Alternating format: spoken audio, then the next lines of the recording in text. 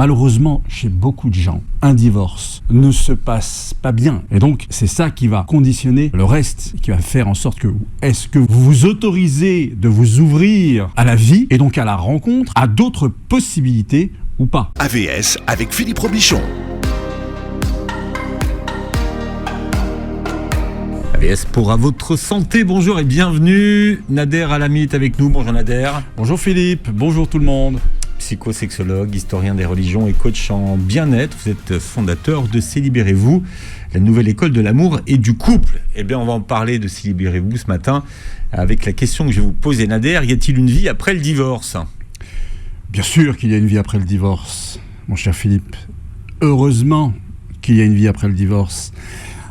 Mais après, évidemment que le divorce est souvent, et c'est tout à fait compréhensible, mal vécu, c'est une épreuve, il faut en faire le deuil, il faut voir comment on s'est séparé et avec l'autre, dans quelles conditions s'est-on séparé, y a-t-il des enfants, y a-t-il une poursuite d'une certaine forme de relation avec l'ex-conjoint en termes de parentalité, y a-t-il une guerre qui dure dans le temps, mais évidemment le but c'est de continuer à se faire du bien, la vie se poursuit malgré un divorce, il faut continuer de vivre et de s'ouvrir, tant qu'on a la tête dans la guerre, parce que malheureusement chez beaucoup de gens, un divorce ne se passe pas bien. Chez beaucoup de gens, il se passe soit mal, soit très mal. Et donc, c'est ça qui va conditionner le reste, qui va faire en sorte que est-ce que vous vous autorisez de vous ouvrir à la vie et donc à la rencontre, à d'autres possibilités ou pas. Le nombre de ceux qui ne connaissent qu'une union au cours de leur vie baisse considérablement. Ouais. Donc avant, on avait une union, c'était pour la vie. Comme on dans faisait beaucoup les de noces domaines. d'or. Le boulot. Les joueurs de foot avaient un club toute leur vie, maximum ils en avaient 2, pour ceux qui étaient un peu aventuriers. Mais voilà, maintenant, effectivement, le nombre de gens qui ont une relation, un mariage dans leur vie, c'est au cours de la vie, il y en a 2, peut-être voire même plus. Vous avez commencé à le dire, mais c'est important de le rappeler, c'est que qu'on le veuille ou non, alors on appelle ça comme vous voulez, divorce, rupture, séparation, c'est difficile à vivre. Oui. Quoi qu'il arrive, les gens qui vous disent non c'était facile, moi j'en connais pas. Enfin, là, en même temps quand on vient me voir, c'est pas pour me dire c'était facile, mais professionnellement, je n'ai pas souvenir d'en avoir vu. J'ai même vu beaucoup de grosses guerres et sur le plan émotionnel, mais qui facturent énormément, qui coûtent très cher au porte-monnaie. Et on veut absolument gagner, on veut absolument la défaite de l'autre. Le problème avec ça, c'est que toutes les personnes que j'ai vues étant dans cette situation-là, malheureusement, ont ce point commun qu'elles ne s'autorisent pas encore à s'ouvrir à une autre possibilité. Non, d'abord, le plus important, c'est de faire payer à l'autre. C'est ça. Et j'ai beau... évidemment, il y a une période de deuil. On n'est pas des robots. On ne passe pas comme ça. La plupart des gens ont besoin de se retrouver après une rupture ou un divorce ou une séparation, comme vous dites, Philippe. Évidemment, heureusement, il faut prendre ce temps-là. Mais je pense que pour cette période-là qui est très importante, c'est là justement qu'il y a des questions à se poser, mais des questions non pas par rapport à la guerre contre l'autre quand elle est là, mais par rapport à soi. Qu'est-ce qui, si je considère que cette union a été une erreur, moi je ne le crois pas. Je pense que, sauf dans des cas extrêmes, mais sinon j'ai tendance beaucoup plus à considérer que l'autre a de toute façon été un allié de croissance. Il ou elle m'a permis à mieux me connaître et donc à grandir davantage.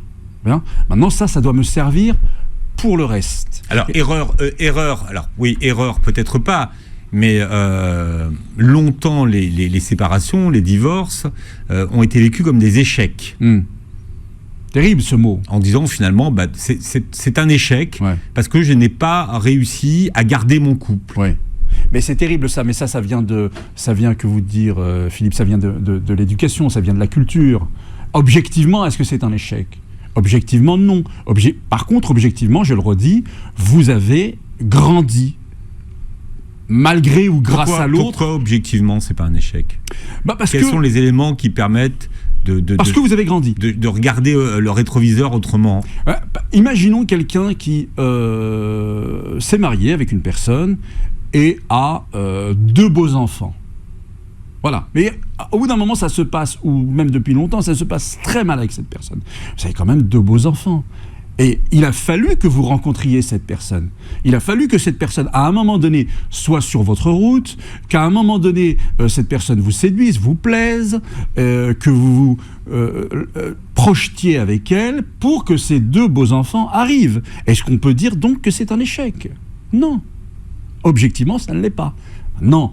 La vie n'est pas faite évidemment que d'objectivité, loin s'en faut, mais c'est bon tout de même de temps à autre de se le marteler, si j'ose dire, en tête. Et le plus important c'est et maintenant, qu'est-ce que je fais ? Et maintenant. Oui, mais avant d'arriver maintenant, il y a le moment où ça arrive, où finalement on ne voit que les défauts, enfin tout ce qui a été, c'est mal passé finalement. Ouais. C'est après que le moment de c'était pas si mal arrive, au moment de nostalgie, mais au début c'est ça. Le fait de perdre ses repères, peut-être son appartement, sa maison, ses amis, bien sûr. Beaucoup de... Ah oui. Et réapprendre à vivre seul. Ouais. Voilà, on a oublié. Mais oui, il y a cette période qui est très difficile. Faut pas se... C'est un moment difficile à passer. Je n'encourage pas, moi, à la poursuite de la guerre avec son ex-conjoint. Véritablement. Parce que je n'ai pas vu de gens gagner. Au jeu du plus con, il n'y a que des perdants. Oui, c'est comme on dit. C'est ça. Et mais attendez, vous y perdez concrètement.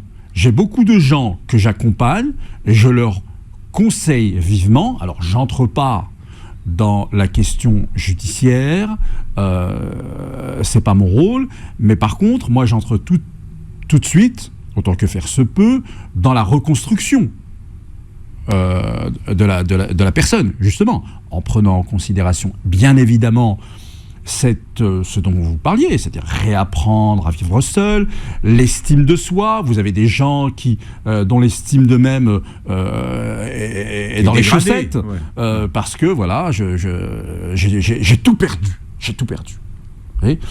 Mais, donc, sauf que plus on continue dans ce conflit, et j'ai vu des gens, je vous le dis, y perdre.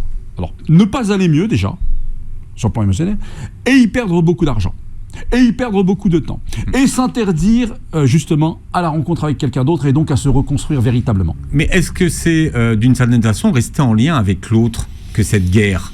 Parce qu'il y en a qui maintiennent le lien, justement, par la guerre qu'ils entretiennent à l'autre. Ça veut dire que l'autre est toujours là, finalement. Ah, l'autre est toujours là. Clairement. Bah, après, il est toujours là, pourquoi ? Est-ce que c'est parce que j'ai pas véritablement envie que toi, tu puisses refaire ta vie ? Ça existe aussi. Mais est-ce que c'est pas parfois parce que mon ego a tellement été blessé ? Autrement dit, tu m'as fait ça à moi, et on ne me fait pas ça à moi. Vous voyez ? Parce que moi, j'ai le NIF. Ouais, voilà. Avec moi, on fait pas ça. Donc, je vais te détruire. Vous voyez ? Et là, quand on a des enfants aussi, qu'est-ce qu'ils en pâtissent, les pauvres ? Quand on n'a pas cette hauteur de se dire, au nom de l'intérêt suprême de nos beaux enfants, eh bien, on va apprendre c'est difficile. Oui, c'est difficile. Mais on va apprendre à bien se séparer. Puisque, et comme vous le disiez, Philippe, au tout début, tout à l'heure, oui, très bien, ok, c'est acté. Dans notre société aujourd'hui, il y a de plus en plus de gens, voilà, qui ne connaissent pas une seule union durant toute la vie.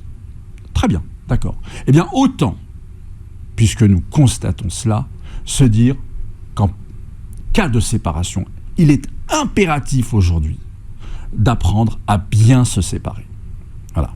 Alors, c'est quoi un divorce réussi pour vous ou une séparation réussie ? Pour moi, un divorce, une séparation réussie demande à chacun, j'allais dire des protagonistes, chacun des individus, vraiment de se dire que la personne a le droit de ne plus m'aimer.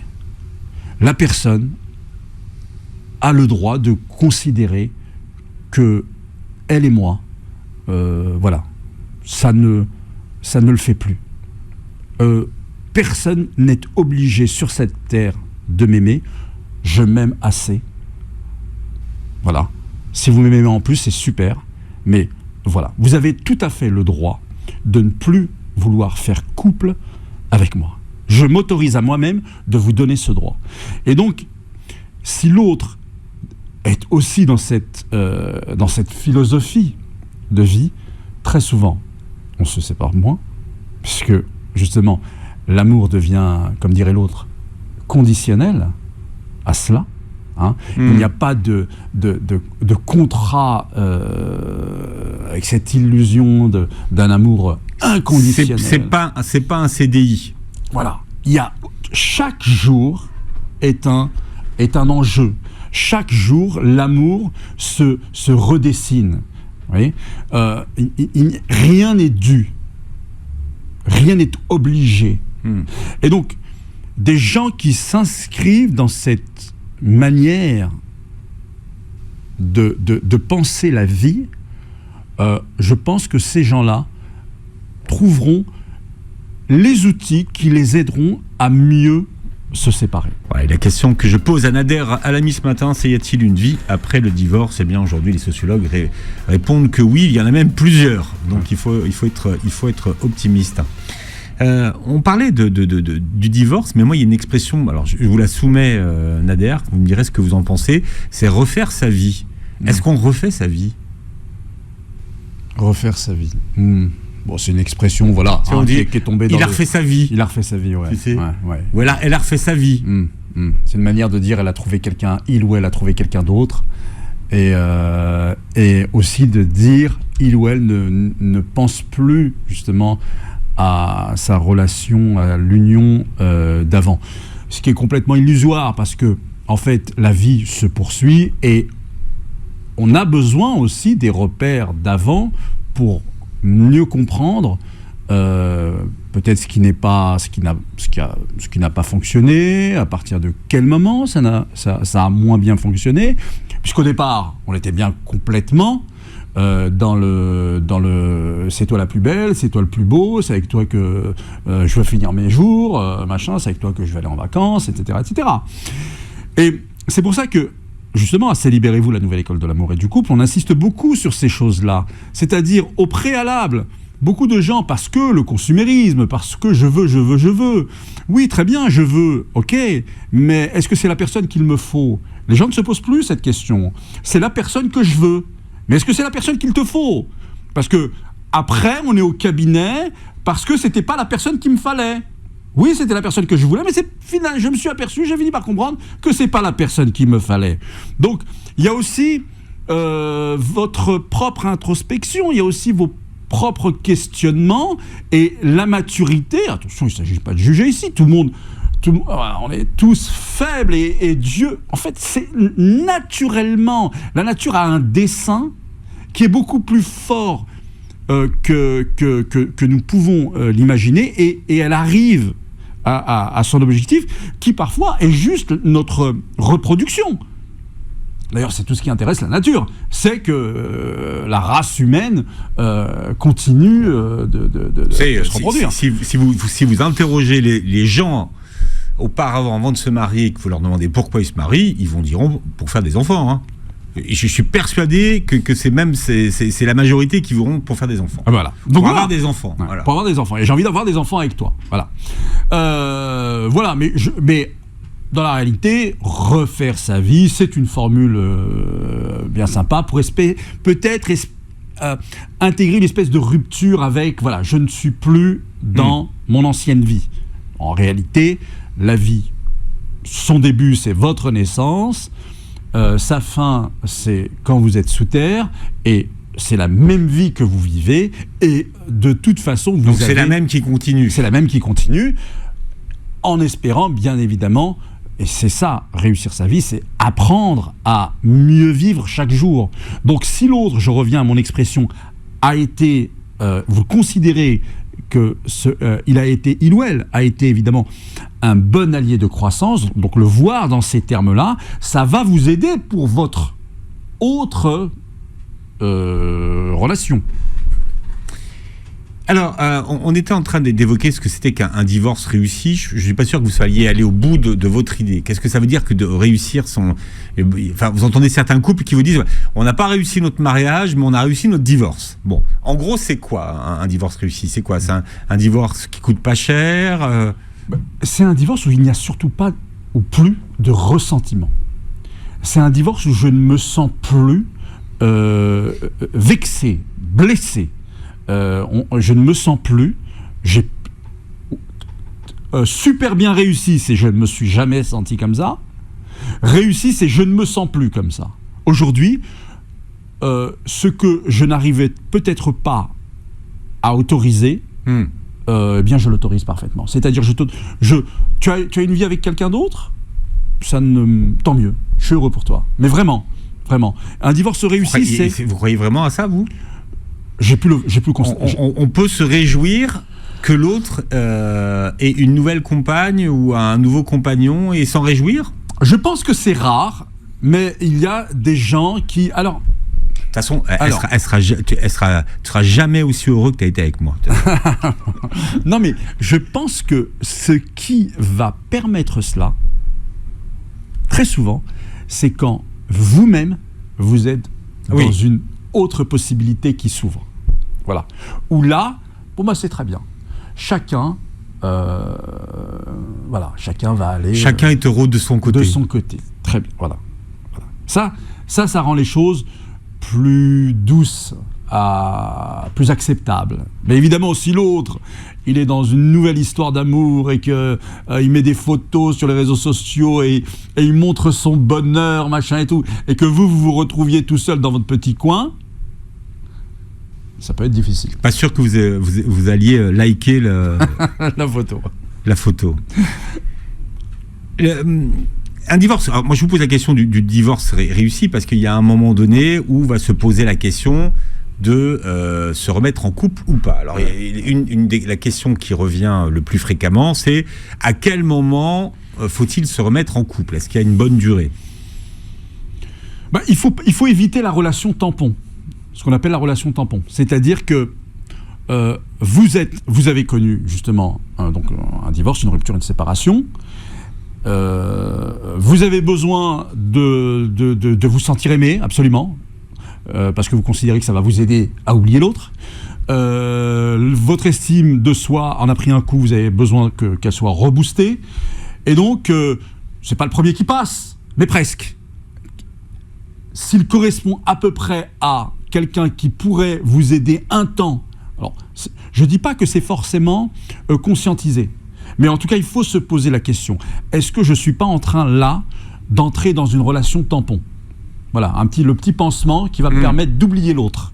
Ça, c'est très mauvais. C'est très mauvais pour vous. Et c'est très mauvais aussi, évidemment, pour l'autre, qui n'aura servi qu'à cela. D'accord? Donc, se donner le temps. Moi, je pense qu'il faut se donner le temps du deuil, le temps de la reconstruction. Vous savez, c'est Libérez-vous, on a beaucoup de gens qui ne se sont jamais mariés. Mais on a beaucoup de gens aussi qui se sont déjà mariés et qui ont des enfants, des hommes comme des femmes. Et chaque fois, donc, à travers nos événements, justement, ça leur permet de se resocialiser, de revoir que ils n'y arrivent pas forcément tout de suite. Mais au fur et à mesure, ça permet de voir que finalement, avant même de connaître la personne avec qui je me suis séparé, j'étais déjà quelqu'un. Je ne viens pas de nulle part. J'étais déjà un individu. Donc, c'est cet avant qui refait finalement surface et qui vous permet de mieux continuer. Finalement, objectivement, là encore, j'ai rencontré une personne, on a vécu ensemble, eh bien, je continue ma vie. Et vraiment, moi, j'invite souvent les gens à se poser la question suivante. Pour s'ouvrir justement avec ce but qu'ils s'ouvrent au présent et à l'avenir. Je leur pose la question, si vous fermez les yeux quelques secondes et que vous vous demandiez, est-ce que les choses les plus importantes qui me sont arrivées dans la vie, est-ce moi qui les ai décidées? La plupart des gens répondent non. Les choses les plus importantes dans la vie, c'est pas moi qui les ai décidées. Et c'est à ce moment-là que je leur dis, de la même façon, vous n'avez aucune idée de ce qui peut vous attendre aujourd'hui comme demain. Donc, l'important, c'est maintenant. Qu'est-ce que je fais? Avec qui je le fais? Voilà. Et ouvrez-vous, laissez la vie vous montrer aussi la partition qu'elle a écrite pour vous. Ne soyez pas constamment dans le contrôle. Il se peut que vous ayez raté beaucoup de choses justement parce que vous étiez constamment dans le contrôle. Et cette société, il est vrai, nous apprend à toujours être dans le contrôle parce qu'on a peur. Peur, peur. Le mot peur. Peur de vivre, in fine. Donc, ouvrez-vous à la vie. C'est ça qui est important. Alors, quelles sont les bonnes questions à se poser quand on vient de se séparer et qu'on envisage peut-être de rencontrer quelqu'un d'autre? À ce moment-là, qu'est-ce qu'on fait qu'on se pose comme question? Moi, je reviens sur... vous savez, il y a deux options. Ou bien, je continue la guerre, j'entre en guerre, je continue la guerre, ou bien, je décide de me concentrer sur moi. Voilà. Moi, les gens que je reçois au Kiné-Veillé, c'est ça. Qu'est-ce que vous voulez faire? Quel est votre projet au jour d'aujourd'hui? Comment vous vous sentez? Vous avez envie de... vous êtes plutôt dans une dynamique de règlement de compte, ou plutôt dans une dynamique de, tiens, je vais davantage, plus que jamais même, je vais accepter d'être un parfait égoïste. Ça fait très longtemps que je n'ai pas été égoïste. Tiens, si je m'autorisais à être égoïste. D'accord? Alors, si vous acceptez d'être égoïste, dans le bon sens du terme, voilà, c'est peut-être pas le meilleur mot, mais je fais exprès, par provocation, eh bien, vous allez vous demander, tiens, qu'est-ce que j'ai envie de faire maintenant? Qu'est-ce qui me ferait du bien maintenant? Prendre un billet d'avion, dans la mesure du possible, toujours. Je sais qu'il y a des gens qui travaillent, il y a des gens qui ont des enfants, il y a des gens... Mais imaginons, voilà, prendre un billet d'avion, aller me balader en forêt, m'inscrire dans une salle de sport. On va ancrer votre personne dans tout ce... Vous savez qu'il y a des gens, mon cher Philippe, qui se rendent compte... Je pense à quelqu'un là tout de suite. Il était marié. Non, avant d'être marié. Alors, on va raconter l'histoire après la pub. Après la pub. Par contre, il faut faire du teasing, Nader. Il faut dire quelque chose. C'était quoi son histoire là? La basse. Joueur de basse. Un joueur de basse. Bon, ouais. Une histoire de joueur de basse après la pub. Vous allez ça avec un teasing et un suspense insoutenable tout à l'heure avant la publicité. Nader Alami est avec nous. On parle de la vie après le divorce. Et justement, vous aviez un exemple et vous avez donné ce mot basse. Oui. Basse. Alors, nos auditeurs et nos auditrices savent ce que c'est qu'une basse. C'est un instrument de musique. Et vous avez des gens Vous en jouez bien là en faux pour de faux. En faux, hein, mais juste en faux. Pas à la plus. radio, c'est bien, ça passe Voilà. pas. Mais par contre, ceux qui verront Comme la ça. vidéo, vous verront jouer de la basse. Et donc, cet homme aimait jouer de la basse. Et voilà que lorsqu'il se marie, petit à petit, il arrête complètement de jouer de la basse. Mais c'est tout de même violent. Je passe de « je kiffais jouer de la basse » à « parce que je me marie, parce que j'ai des responsabilités, parce qu'il faut faire ci, parce qu'il faut faire ça, etc. J'arrête de jouer de la basse. » Vous voyez ? Donc, rupture, séparation survenant, bien, ce monsieur s'est remis à jouer de la basse. Donc, l'une des questions qu'il convient de se poser, c'est qui étais-je avant de me marier ? Quels étaient mes centres d'intérêt ? Qu'est-ce que j'aimais faire ? Vous voyez ? Pour peut-être ne pas donner à la période qui vient de se terminer, à savoir cette relation, ce mariage, cette union, comme si c'était, parce que beaucoup de gens, et c'est pour ça qu'ils la voient comme un échec terrible, comme si c'était le début et la fin de votre vie. Ce n'est ni le début, ça ne peut pas être la fin. Ça ne peut pas être le début. Vous vous êtes pas marié à 1 an. Oui, mais c'est la fin de quelque chose quand même. C'est le début de quelque chose et la fin de quelque chose. Mais ce n'est pas le début ni la fin de votre vie. Donc, si vous choisissez justement de ne pas, cette première option qui était d'entrer dans un conflit qui peut durer et vous coûter très cher dans tous les domaines, c'est ça la question, moi, qui m'intéresse avec mes patients et mes patientes, c'est quel bien vous pourriez vous faire à partir de maintenant. Alors, parce que plus vous respirerez justement le fait d'aller mieux, d'aller bien, et plus aussi, mon cher Philippe, vous serez susceptible, dans ce monde d'énergie justement, à attirer des personnes. Vous voyez ? Et on remercie Faudil Belhamri de m'avoir sauvé de l'étouffement, mais c'est vrai qu'avec la clim qui est à fond, j'ai la gorge qui gratte. Un des premiers freins, Nader, pour retrouver l'amour, c'est la peur de souffrir de nouveau. Beaucoup se disent, non, j'ai trop souffert, je ne vais pas prendre le risque de retomber amoureux parce que j'ai eu trop mal. C'est vrai, et on passe par là, on passe par ce moment de souffrance, et quand on en sort, on a peur de le revivre à nouveau. Alors comment se donner la chance d'être de nouveau séduit par quelqu'un ? Est-ce que vous avez des stratégies, vous ? À quel moment on peut mettre ça en place ? Il y a... moi je suis toujours pour le respect de la période de deuil. Voilà, on ne s'embarque pas tout de suite après une rupture dans une autre relation. On fait attention à soi. Mais comment on sait qu'on a fait le deuil en l'occurrence ? Vous savez, c'est... Alors, vous parliez de repères tout à l'heure. Vous avez votre cerveau qui fonctionne de la manière suivante. C'est que les premiers temps, vous pensez H24 à l'autre. Chaque seconde. Pensez toujours à l'autre. Vous vous réveillez, vous mangez, vous regardez un film, vous regardez plus le film, vous voyez l'autre dans l'écran. Et puis, le cerveau, pendant ce temps-là, et c'est ça la souffrance aussi, c'est qu'il est en train de se recalibrer à un autre rythme. Et vous vous apercevez que petit à petit, vous continuez de penser à l'autre, mais plus chaque seconde, on va dire chaque minute, puis chaque heure, puis chaque jour. Et puis à un moment, j'y ai pas pensé pendant 3 jours. Et puis voilà, c'est ça. À partir de ce moment-là, quand vous avez pensé à l'autre, toujours avec cette tristesse, 1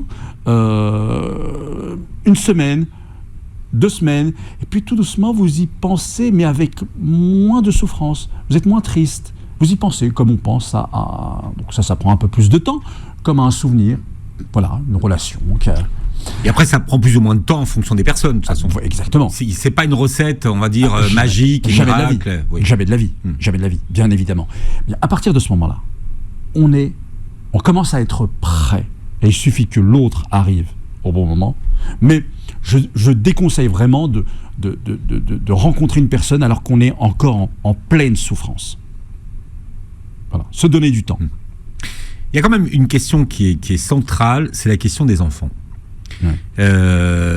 Il y a ceux qui ne s'autorisent pas à rencontrer quelqu'un d'autre parce qu'il y a des enfants. On connaît beaucoup de femmes qui ont terminé d'élever leurs enfants et qui seulement après, une fois qu'ils étaient partis, se sont autorisés à imaginer qu'elles pourraient refaire leur vie.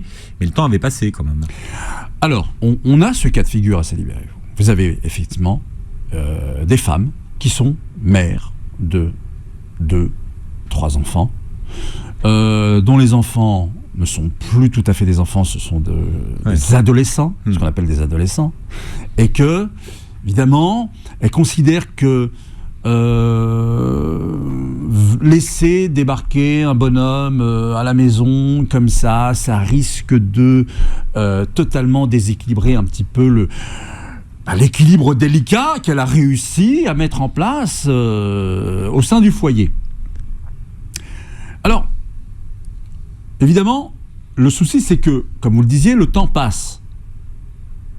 À ce moment-là, nous, ce qu'on essaie de faire, c'est que il y a des choses qui sont totalement permises, qu'on doit s'autoriser.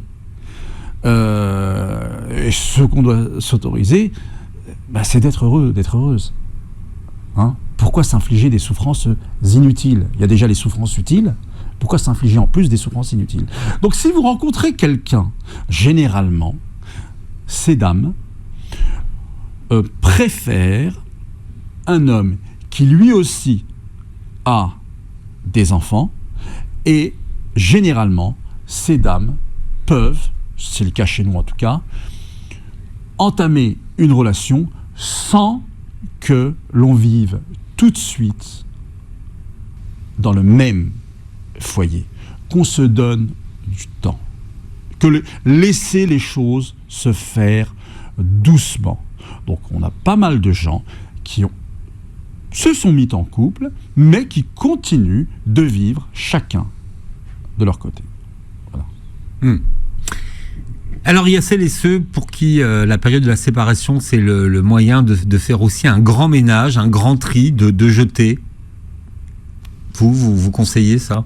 C'est-à-dire de jeter les photos, de jeter les photos, tous les souvenirs, quoi, tous les souvenirs, tout ce qui pourrait rappeler l'autre. Ça peut, si ça vous aide à grandir, si ça vous aide à en finir avec quelque chose qui vous fait horriblement mal, oui, donnez-vous cette force. Voilà. Évidemment, les moyens ne seront... L'objectif est le même, pour moi. C'est s'ouvrir à la vie. Mais le chemin pour atteindre cet objectif, lui, va être en considération de chaque cheminement, de chaque individu, de la situation dans laquelle il est au moment où il vient me voir. Et c'est ça il faut évidemment un accompagnement personnalisé. Mais il y a des cas où oui, c'est ce qu'il faut faire, c'est absolument ce qu'il faut faire. Pas toujours, mais dans certains cas, c'est absolument ce qu'il faut faire. Et il n'y a pas d'autre chose à faire que cela. Vous voyez ? J'aimerais bien, ce matin, justement, j'étais avec une personne, j'aimerais bien que cette personne aille suivre ce chemin-là, voilà, plutôt que de continuer à faire une guerre qu'elle perdra de toute façon. Et qui lui a coûté déjà considérablement beaucoup d'argent. Que répondez-vous, Nader, à celles et ceux qui viennent vous voir et qui disent « je ne pourrai plus aimer, il faudra me réapprendre à aimer ». Alors j'ai beaucoup ça, beaucoup. Je peux plus faire confiance à un homme, je peux plus faire confiance à une femme. J'ai les deux, ça va. C'est juste que, pour moi, ça marque